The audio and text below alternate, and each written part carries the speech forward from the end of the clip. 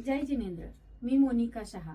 Hashtag युनिकच्या हिरकण्या या कार्यक्रमात आज आपण आमच्या एका भजनप्रेमी, दांडिया प्रेमी आणि निवांत न बसता सतत काहीतरी करत राहणाऱ्या मैत्रिणीला भेटणार आहोत. सौ अनुराधा अजय शहा पेनूरकर. अनु, आजच्या या कार्यक्रमात तुझं स्वागत आहे. जय जिनेंद्र. तुझं माहेर कुठलं आणि तुझ्या लग्नाच्या आधीची तुझी ओळख करून दे. हो, माझा जन्म सांगली जिल्ह्यातील देशिंग या गावी खेडेगावी झाला. आम्ही 5 बहिणी, त्यापैकी माझा 3रा नंबर आहे.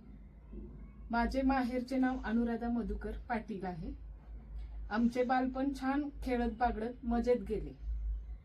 माझे 7वी पर्यंतचे शिक्षण प्राथमिक मुलींच्या शाळेमध्ये झाले. 8वी ते 10वी पर्यंतचे शिक्षण महालक्ष्मी हायस्कूल देशिंग मध्येच झाले. शाळेत घेतल्या जाणाऱ्या डान्स स्पर्धा, विज्ञान प्रदर्शन, वक्तृत्व स्पर्धा, तसेच खेळामध्ये सांघिक खेळ किंवा वैयक्तिक खेळ यामध्ये माझा सहभाग आवर्जून असायचा. स्काउट गाईडमध्येही माझा सहभाग असायचा. 11वी व 12वीचे कॉमर्समधून शिक्षण गावातच झाले. त्यानंतर BComची डिग्री मी कवठेमंकाळ येथे अपडाऊन करून केली. शाळेपासूनच सर्व गुरुजन छान लाभले, त्यामुळे आम्ही एक छान व्यक्ती म्हणून घडत गेलो. या व्यतिरिक्त मला रांगोळी, पाककला, गायनाची सुद्धा आवड आहे. कॉलेजमध्ये सांघिक खेळामध्ये आम्ही व्हॉलीबॉल, कॅरम खूप खेळायचो. कॉलेज संपल्यानंतर तिथेच गावात मी मयूर पतसंस्थेमध्ये मॅनेजर या पोस्टवर नोकरी करीत होते. वा, साधारण 20-22 वर्षापूर्वी एका छोट्याशा लहान गावात असून, खेडेगावात असून सुद्धा तू नोकरी वगैरे करत होतीस. कौतुक आहे बघा अनु तुझं पण, आणि खरं तर तुझ्या आई वडिलांचं सुद्धा बरं का. पण मग आता मला तुझ्या आई वडिलांबद्दल ऐकायला खूप आवडेल. हो, मला पण सांगायला खूप आवडेल, कारण मला त्यांच्याबद्दल अभिमान आहेच खूप. माझे वडील व्यापारी होते, तसंच ते शेतीही जोड व्यवसाय करायचे. त्यांनी गावातील जैन मंदिर बांधले, त्याकरिता त्यांनी स्वतः फिरून वर्गणी गोळा केली.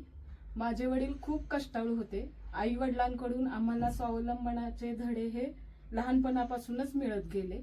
आई गृहिणी आहे, त्यामुळे त्यावेळी तिने 7वी पर्यंत शिक्षण घेतले होते. तिने आमच्यावर उत्तम संस्कार केले.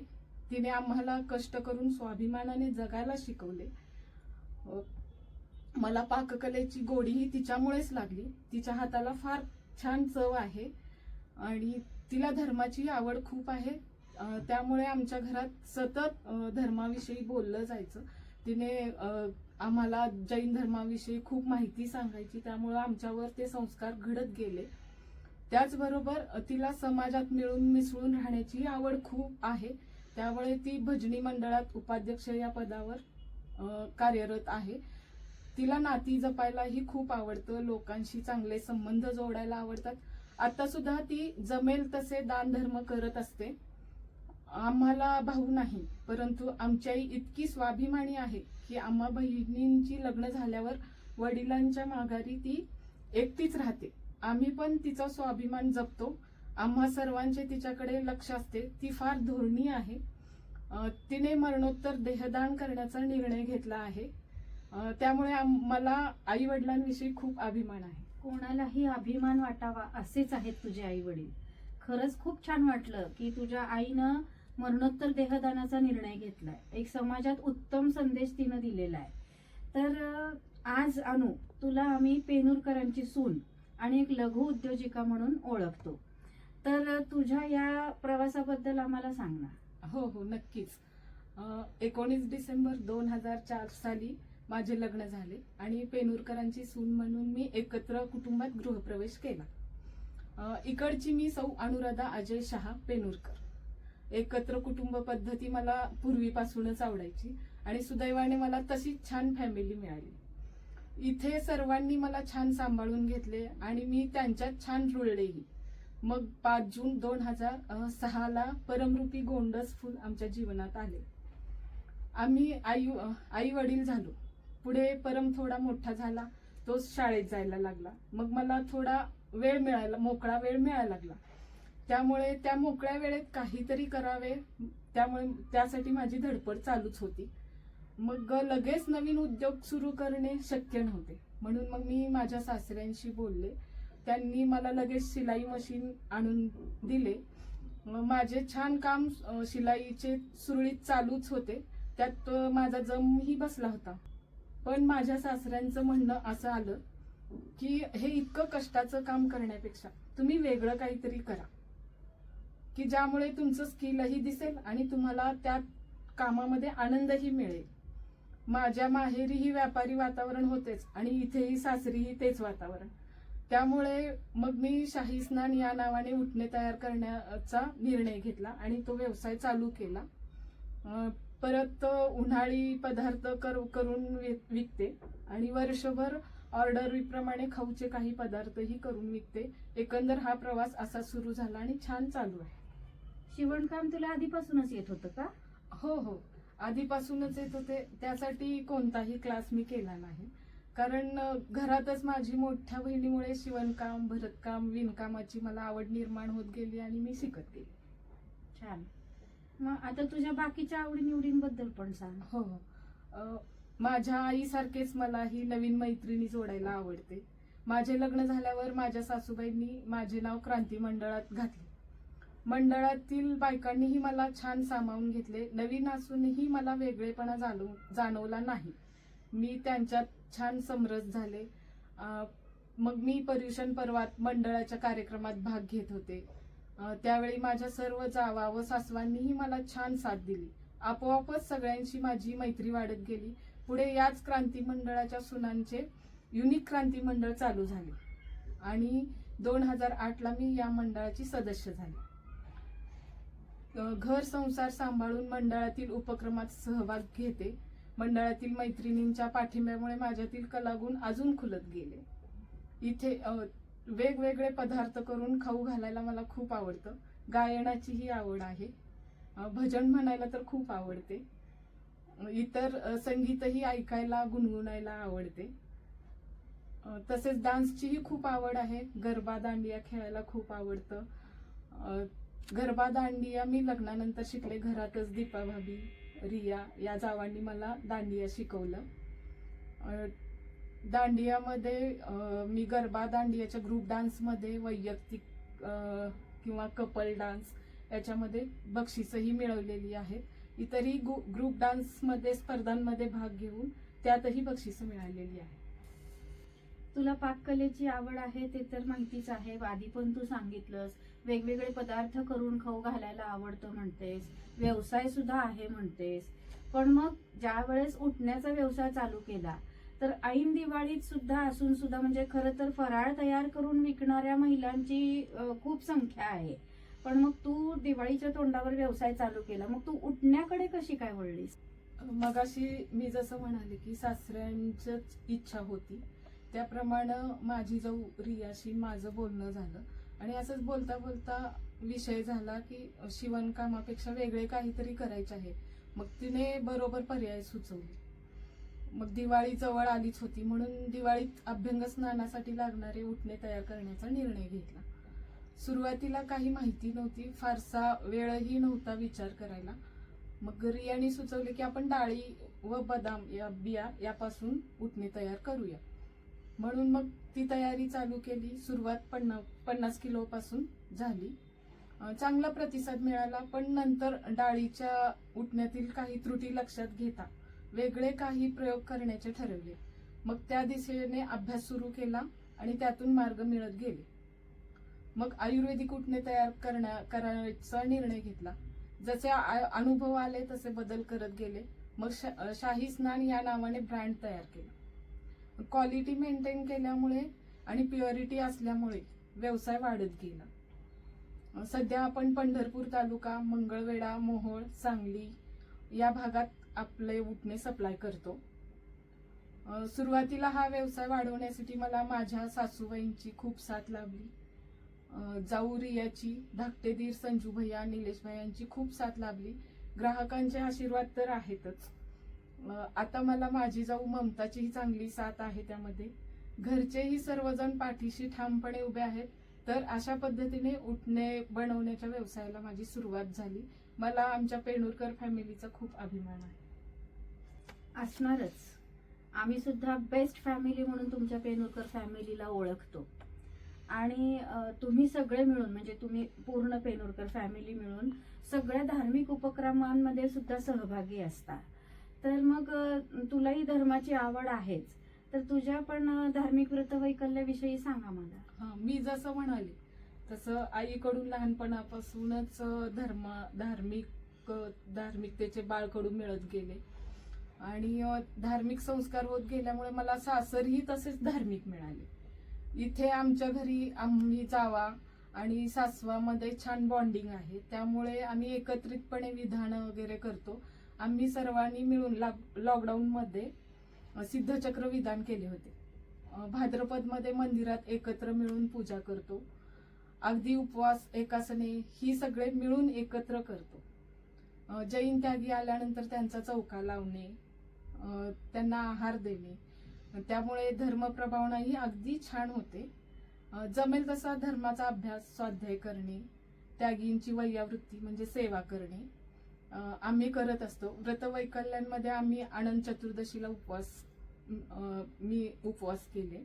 भाद्रपदमध्ये पर्युषण पर्वात 10 दिवस रात्री भोजन त्याग, कांदा लसूण त्याग, कंदमुळांचा त्याग करतो. एरवीही आम्ही अष्टमी चतुर्दशीला कंदमुळे, कांदा लसूण, रात्री भोजन व पालेभाज्यांचा त्याग करतो. खूप खूप अनुमोदना तुम्हा सर्वांना. बर, ज्याचा हात धरून या फॅमिलीमध्ये आलीस ते आमचे अजय भाई. तर त्यांच्याबद्दल आणि तुझा मुलगा परम त्यांच्याबद्दल पण थोडस सांग की. हो, माझे पती अजय हे पंढरपुरातील प्रसिद्ध व्यापारी कांतीलाल मोतीचंद शहा पेनुरकर यांचे मोठे चिरंजीव आहेत. माझ्या पतीचा ड्रमचा होलसेल व रिटेलचा व्यापार आहे. तसेच त्यांना धार्मिक व सामाजिक कार्याचीही खूप आवड आहे. त्यांचे वक्तृत्वही खूप चांगले आहे. त्यांना वक्तृत्व स्पर्धेत बरीच बक्षिसही मिळाली आहेत. ते जैन समाजाच्या सन्मती सेवा दलात 4 वर्ष खजिनदार या पदावर कार्यरत होते. त्यानंतर 20 ते 22 वर्ष त्यांनी सांस्कृतिक विभागही सांभाळला सन्मती सेवा दलात. त्यात पर्युषण पर्वामध्ये सांस्कृतिक कार्यक्रमाचे सूत्रसंचालन केले. त्यानंतर 16 ते 17 वर्ष त्यांनी शांतीसागर महाराजांच्या जयंतीनिमित्त ज्या वक्तृत्व स्पर्धा होतात त्याचंही सूत्रसंचालन केलं. जैन सोशल ग्रुप पंढरपूरच्या खजिनदार पदावरही ते कार्यरत होते. तसेच ते पंढरपूर अर्बन बँकेमध्ये संचालक या पदावरही कार्यरत होते. त्यांचा अर्थशास्त्राचाही चांगला अभ्यास आहे. त्यांना हा विषयही आवडतो. त्यांनी बजेटवरचे 2 लेखही लिहिले होते आणि ते पेपरमध्ये प्रसिद्धही झाले होते. ते माझ्या पाठीशीही खूप खंबीरपणे उभे आहेत, म्हणून माझा हा प्रवास छान सुरळीत चालू आहे. माझा मुलगा परम अभ्यासात सुरुवातीपासूनच खूप हुशार होता. तो 10वी नंतर कोचिंगसाठी कोट्याला गेला होता. सध्या त्याची 12वी बोर्डची परीक्षा झाली आहे आणि तो एंट्रन्स एक्झाम देत आहे सध्या. त्याला सुरुवातीपासूनच खेळाची खूप आवड आहे. मी त्याची ही आवड लक्षात घेता मी त्याला साळुंके सरांकडे क्रिकेट कोचिंगला घातलं होतं. परम 7वीत होता तेव्हा त्याचे क्रिकेटचे कोच साळुंके सर मुलांना क्रिकेट मॅचेससाठी पुण्याला घेऊन गेले होते. 14 वर्षाखालील गटात त्यांच्या टीमला प्रथम क्रमांक मिळाला होता. तसेच इंटरनल मॅचेस मध्येही त्याने कॅप्टन पदही भूषवले आहे आणि त्याला फुटबॉलचीही खूप आवड आहे. तो सध्या सतत रोज घरात फुटबॉल खेळत असतो. छान बर का. अजय भाईंचं वक्तृत्व खरं तर आम्ही ऐकलेलं आहे जैन धर्माचं. कारण ते जेव्हा सन्मती सेवा दलाचा सांस्कृतिक विभाग सांभाळत होते तेव्हा आपणच आपलं मंडळ घेऊन अनेक वेळाचे सन्मती सेवा दलाने पर्युषण पर्वामध्ये जे कार्यक्रम अरेंज केलेत त्याच्यामध्ये आपण सहभागी झालेले प्रत्येक वेळेस सूत्रसंचालनाला अजय भाईच असायचे आणि त्यांच्या सूत्रसंचालनातून असं लक्षात येत होतं की जैन धर्माचा त्यांचा खूप चांगला अभ्यास आहे. पण आता आपण परत आपल्याकडे वळूया. तर मगाशी तू असं म्हणाली होती की तू उन्हाळी पदार्थ आणि खाऊचे पदार्थ असं करतेस की दिवाळीचा तो सीझनल झाला, उन्हाळ्याचा सीझनल आणि वर्षभर खाऊचे पदार्थ. तर मग त्याच्याबद्दलही थोडंसं आम्हाला त्या सांग ना. म्हणजे हो नक्कीच. म्हणजे कसं आता उठण्याचा व्यवसाय हा सीझनल आहे, तो दिवाळी पुरतच.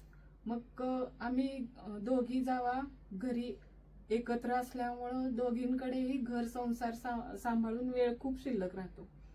तर मग या रिकाम्या वेळेत काय करायचे, त्यासाठी हा वेळ सत्कारणी लावण्यासाठी म्हणून आम्ही दोघींनी निर्णय घेतला की घरातच मटरी, पालक, पालकाचे कुरकुरे बनवून आपण ऑर्डर्स घेऊ असं. त्यानंतर मग हे काय म्हणजे तेवढ्यापुरतं झालं, पण परत उन्हाळ्यात पण मला ऑर्डर्स यायला लागल्या पापडाच्या वगैरे. त्यामुळे मग उन्हाळ्यात उडीद पापड बनवून द्यायचे, ज्वारीचे भातोड्या, परत म्हणजे भाजीचे सांडगे यांच्या ऑर्डर्स आम्ही घ्यायला लागलो दोघी मिळून. त्यामुळे ह्या पदार्थाकडे मी अशा पद्धतीने वळले. आणि यामध्ये म्हणजे माझ्या आई व सासूबाईंनी जे मला शिकवले पदार्थ, त्याचा खूप उपयोग झाला. अनु, तुझ्या या सगळ्या प्रवासाची ना मी साक्षीदार आहे.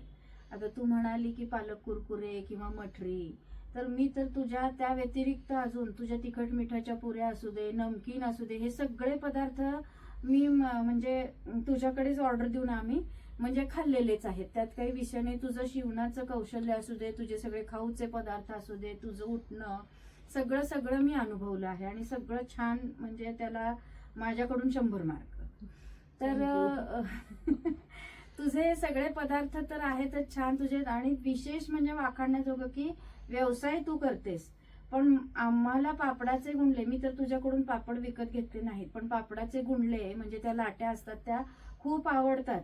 असं जेव्हा तुला कळालं तेव्हा तू न विसरता दरवर्षी मला ते पाठवतेसच आणि खूप उत्तम असतात. त्याच्यानंतर मी अजून एक तुझ्याबद्दल म्हणजे आवर्जून, हे सगळा तुझा प्रवास ऐकला, मी साक्षीदार आहे, पण मी जेव्हा खरं तर खूप आजारी होते त्यावेळेस ऐन दिवाळीत तुझा सगळा सीझन चालू असताना, तू खूप बिझी असताना, एवढ्या व्यापातून मला गरम गरम सकाळी सकाळी तू स्वतः जो डबा आणून दिला, ती चव आणि तो क्षण मी कधीच विसरणार नाही. खूप खूप छान वाटलं ते प्रेम, त्याचं मला अजून तुझं ते त्या जाणवतं त्या सगळ्या ह्याच्यातलं. आणि त्यामुळे आपली मैत्री अशी राहणारच आहे कायम. हो, नक्कीच. हो. तर अशी ही आमची सुगरण आणि कष्टाळू युनिक हिरकणी. अशाच नवनवीन युनिकच्या हिरकण्यांची ओळख जाणून घेण्यासाठी आमच्या YouTube चॅनलला लाईक, शेअर आणि सबस्क्राईब करा. बेल आयकॉनवर क्लिक करा. धन्यवाद.